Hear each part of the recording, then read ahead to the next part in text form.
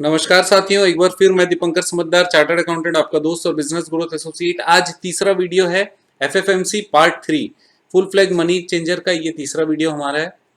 इसमें फ्रेंचाइज के बारे में बात करेंगे। काफी लोगों के लिए अट्रैक्टिव प्रोपोजिशन हो सकता है, जहां पर आपने एक बिजनेस मॉडल सेटअप किया और बिजनेस को पूरा ऑटोमेट कर दिया।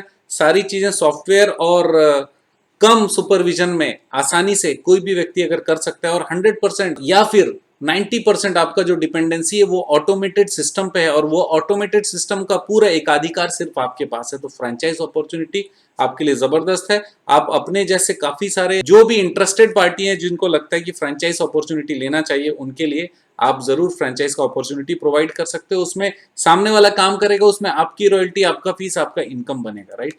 तो फ्रेंचाइज अपॉर्चुनिटी के बारे में क्या है इसको देखते हैं। सबसे पहले एडिशनल ब्रांचेस एफएफएमसी का। आपको कैपिटल का क्लॉज मैंने बताया था कि जहां पर सिंगल ब्रांचेस अगर आप लोगे, एक ही ब्रांच के लिए अगर आप लाइसेंस लोगे तो सिर्फ 25 लाख रुपए का कैपिटल या नेट ओन्ड फंड लगने वाला है। लेकिन अगर एक से ज्यादा होगा तब फिर उस केस में कितना होगा, आपको 50 लाख रुपीज का कैपिटल लगने वाला है। तो ये एडिशनल ब्रांचेस के बारे में सबसे पहले समझते हैं। एफएफएमसी के पास एक से ज्यादा ब्रांचेस हो सकते हैं, अलग अलग जगह के हो सकते हैं, लेकिन उसमें बहुत इंपॉर्टेंट क्लॉज ये कि आरबीआई का परमिशन लेना पड़ेगा हर एक जगह के लिए। तो ये परमिशन आप लेना मत भूलिएगा, पहला चीज। दूसरा कंडीशन क्या है फ्रेंचाइजी का, बहुत इंपॉर्टेंट है। Entity should have a place of business. जहां पर भी आप फ्रेंचाइज प्रोवाइड कर रहे हो वहां पे प्लेस ऑफ बिजनेस होना चाहिए। उसका मिनिमम नेट ओन फंड, जितने जगह का फ्रेंचाइज आप प्रोवाइड कर रहे हो वहां पर 10 लाख रुपए का नेट ओन फंड होना चाहिए हर फ्रेंचाइज का ना। हर एक फ्रेंचाइज जहां पर भी आप काम शुरू करवा रहे हो वहां पे 10-10 लाख रुपए का नेट ओन फंड स्टार्ट से होना चाहिए उस पर्टिकुलर फ्रेंचाइज का।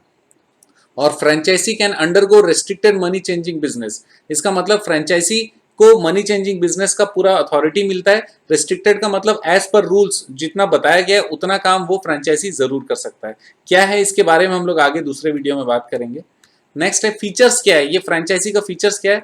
The name of franchisers, exchange rate और authorised to purchase foreign currency at their office should be displays. इसका मतलब है जो फ्रेंचाइजर है उसका नाम दिखना चाहिए जिसने फ्रेंचाइज दिया है। फॉर एग्जाम्पल XYZ कंपनी का नाम है जिसने फ्रेंचाइज दिया एबीसी को, तो XYZ फ्रेंचाइजर हो गया। तो ये जो फ्रेंचाइजर है ये डिस्प्ले होना चाहिए कि फ्रेंचाइजर कौन है। उसके अलावा एक्सचेंज का रेट, आप कहीं पर भी बैंक में जाएंगे यहाँ या जहां पर भी मनी चेंजिंग डेस्क होता है वहां एक्सचेंज रेट अलग अलग कंट्री का exchange rate in terms of उस कंट्री का, जैसे dollar to rupees, pound to rupees, इस तरीके से लिखा हुआ रहता है कंट्री के साथ, करेंसी के नाम के साथ, और आईएनआर का वैल्यू क्या है। तो एक्सचेंज रेट का पूरा डिस्प्ले होना चाहिए जहां पर भी ये फ्रेंचाइज काम करने वाला है, राइट। नेक्स्ट है exchange rate for conversion of foreign currency into rupee should be the same और close to the daily exchange rate charge by the FFMC. इसका मतलब ये कि जो फ्रेंचाइजर है उसका रेट और जो एफएफएमसी जो मेन कंपनी है उसका रेट का डिफरेंस बहुत ज्यादा नहीं रहना चाहिए, उसके आसपास ही रहना चाहिए। इसलिए लिखा हुआ सेम होना चाहिए या तो उसके क्लोज टू होना चाहिए, राइट। नेक्स्ट है the franchise shall surrender to the franchisor all foreign currency purchase by franchisee within 7 working days from the date of purchase. ये बहुत इंपॉर्टेंट क्लॉज है, ध्यान से सुनिएगा। 7 दिन के अंदर में जितनी भी फॉरेन करेंसी फ्रेंचाइजी ने खरीदी है वो पूरा किसको लौटा देगा, फ्रेंचाइजर को लौटा देगा, और उसके बदले अपना इंडियन करेंसी वो रिसीव कर लेगा। इसका मतलब फॉरेन करेंसी 7 दिन से ज्यादा नहीं रखेगा फ्रेंचाइजी, उसको अपने पास रखकर रोल नहीं करेगा वो, राइट। नेक्स्ट है franchise shall maintain proper record of transaction. जो फ्रेंचाइजी है उसको रिकॉर्ड प्रॉपरली मेंटेन करना पड़ेगा। क्या रिकॉर्ड हो सकता है, जो रिकॉर्ड एफएफएमसी को रखना पड़ता है वैसे ही सिमिलर रिकॉर्ड हम इनके पास में रखने के लिए देना सबसे बेस्ट सजेशन है। नेक्स्ट है the on site inspection of the franchisee by the franchisor shall be conducted at least once a year. इसका मतलब हमने किसी को फ्रेंचाइज दे दी और केवल वो हमको पैसे और इंफॉर्मेशन दे रहा है और हम उससे संतुष्ट है, नहीं चलेगा।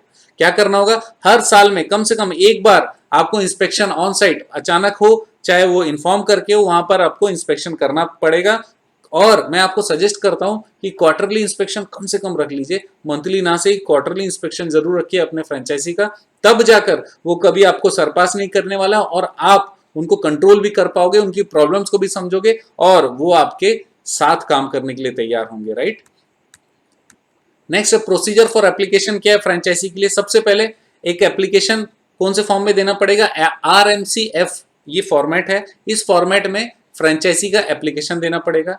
डिक्लेरेशन ऑफ ड्यू डिलीजेंस होता है, ये declaration of due diligence declaration आपको देना पड़ेगा। नेक्स्ट है reserve bank shell give approval for a first franchise agreement. इसका मतलब जो पहला फ्रेंचाइज एग्रीमेंट आप करोगे वो एग्रीमेंट भी आरबीआई को जमा करने पड़ेगा, तभी तो आरबीआई आपको देने वाला है। अच्छा, कहाँ जमा करना पड़ेगा? जो रीजनल ऑफिस है आरबीआई का, आपके स्टेट का जो रीजनल ऑफिस है, ये किस जगह पाया जाता है? ये आपका स्टेट का जो कैपिटल है, नॉर्मली वहीं पर आपको रीजनल ऑफिस मिलेगा, राइट।